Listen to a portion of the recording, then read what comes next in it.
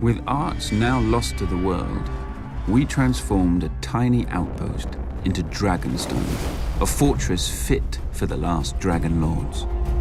Then Aenar's descendants settled into it like a tomb for their lost homeland. Until Aegon. When he looked east, he saw the past, old, tired, dead. But when he looked west, he saw the future. Gold in the ground, gold in the fields, and no dragons in the sky but his. He and his sisters, Rhaenys and Visenya, flew over the great continent, ostensibly visitors to a strange land. But when Aegon returned, he ordered construction of a massive table carved in the shape of Westeros, with all the notable rivers and mountains that they had seen. A personal map of the Seven Kingdoms, then ruled by 7 squabbling families. House Durrandon held the Stormlands from their seat at Storm's End, due south of Dragonstone. House Hora of the Iron Islands had also conquered and enslaved the Riverlands and ruled them from Harrenhal, a monstrous castle rising on the shore of the God's Eye. House Stark held the frozen wasteland of the north, the oldest, largest, and emptiest of the kingdoms. House Lannister held the Westerlands, the wealthiest kingdom, thanks to their gold mines. House Gardner held the Reach, the second wealthiest kingdom, thanks to their crops. House Arryn held the Vale, or rather the Vale held them. The mountains were impassable, except through the Bloody Gate, which had never been taken. House Martell held the deserts of Dorne, probably because no one else wanted them. Together, the 7 kingdoms made Westeros, a realm that wasn't yet a realm, ruled by great families who didn't know what greatness was. Aegon would teach them. Welcome back, everybody. Big surprise, HBO just confirmed that there's a brand new Game of Thrones prequel series about the Targaryen family. The pilot is getting ready to shoot next year, so we'll break it all down. The news sites and all the trades are reporting it's Aegon's Conquest, but Fire and Blood covers a really big period up to the Dance of the Dragon, so I'll explain that during the video. If you're new to my channel, be sure to subscribe to get all the videos. Of course, I'll be doing episode videos for this when it eventually gets here. I'll talk about expected timelines and potential release dates, including the other Game of Thrones prequel, Bloodmoon, that they're working on right now. That's right, we're heading to a place where we might have 2 Game of Thrones series running at the same time, but that's still a little ways off. The Aegon's Conquest teaser is narrated by Viserys Targaryen himself that covers the Doom of Valyria up through Aegon's Conquest, so very early in the rise of the Targaryen family in Westeros. Although the way the trades and the news sites are reporting it, they're talking about it chronicling the beginning of the end of the Targaryen family. So that also implies they'll deal with the reign of the dragon. That gets into Fire and Blood, the book, so I'll explain how they divide that up.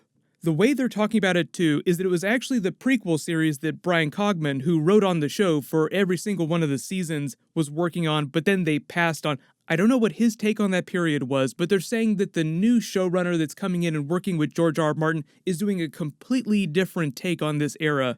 After Brian Cogman's pilot deal with HBO fell through, he went to work with the Amazon Lord of the Rings prequel series, which is going to be set during the Second Age and cover the period when Sauron was tricking the elves into forging the Rings of Power. We don't have a release date for that yet, but it's supposed to start shooting early next year. Most of you are probably at least a little familiar with Aegon's Conquest. He's known for conquering the 7 kingdoms, uniting Westeros, but technically he did not conquer Dorne, so he really only conquered 6 kingdoms. The ruler in Dorne during that period was Princess Meria Martell, so she didn't get her sword melted down into the Iron Throne like the other conquered lands. It wasn't until 8 generations later that Dorne joined the other 6 kingdoms, and even then, it was only after Aegon's descendant Daeron I successfully invaded, but then was murdered, and his successor, Baelor I, the guy who was known for building the Great Sept of Baelor that we saw on the TV show, the one that Cersei blew up at the end of Season 6, wanted to end the conflict, so he forged a pact with Dorne, and that's what finally brought it into the other 7 kingdoms.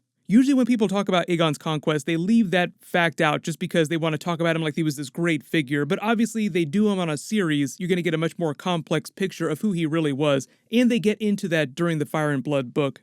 The modern timeline, AC, refers to Aegon's conquest, so they start the modern calendar when they think that he actually conquered the Seven Kingdoms, but really it took over 2 years to complete. So there's a lot of question as to when he actually first made landfall at the Blackwater Rush, which is now the location where King's Landing is. They call it King's Landing because after Aegon decided to conquer the Seven Kingdoms, that was the place where he first made landfall with his initial army. There isn't a whole lot of the Fire and Blood book that covers pre-Doom Valyria. You just get a brief prologue, then you find out about Aenar Targaryen, who was head of the family when they left to go to Dragonstone, fleeing the Doom of Valyria because of the dream that Daenerys the Dreamer had, the person that Daenerys is named for in present day. Fun fact too, Balerion the Black Dread, biggest dragon in Westerosi history. You've seen all these pictures of him, heard about how great and terrible he was. He was hatched before the Targaryens fled the Doom of Valyria to Dragonstone. And when they took their family and all their holdings, they brought 5 dragons with them. But the only one of those 5 dragons that survived to the time when Aegon was born and grew up was Balerion the Black Dread.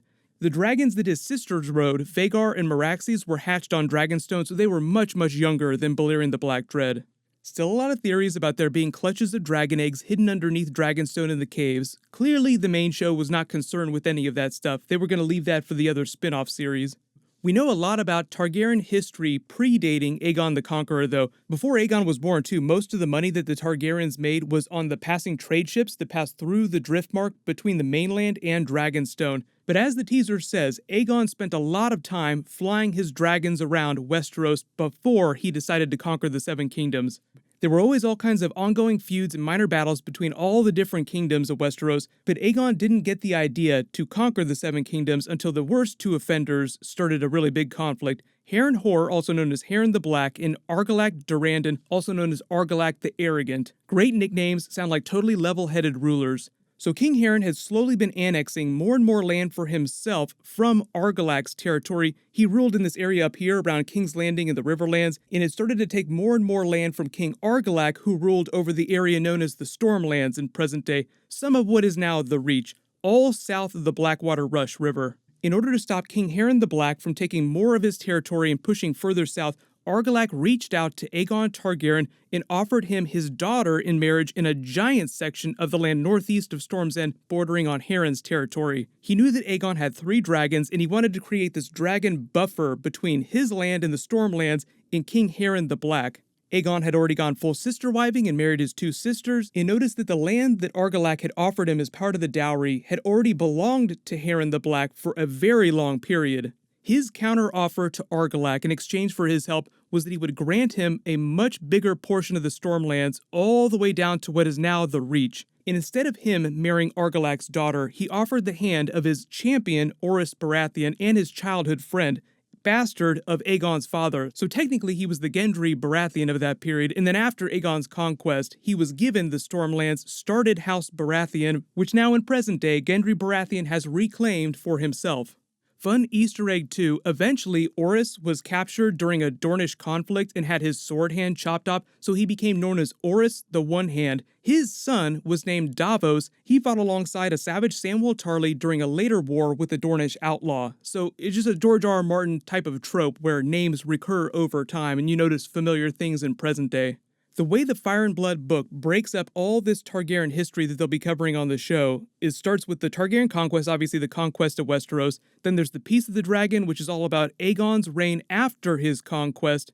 Then there's a section called the Sons of the Dragon, which focuses on the lives of Aegon's sons, King Aenys I and King Maegor Targaryen, Maegor the Cruel. He's the one that actually built the dragon pit after blowing up the great sept of his time, Cersei style. Then there's a section called The Heirs of the Dragon, which deals with Jaehaerys I after Maegor's reign. Then there's a section called The Dying of the Dragons, which overlaps with the Dance of the Dragons period, the Targaryen Civil War. Then the last section of the book deals with the aftermath and the early reign of the boy king Aegon III, who reigned after the Dance of the Dragons.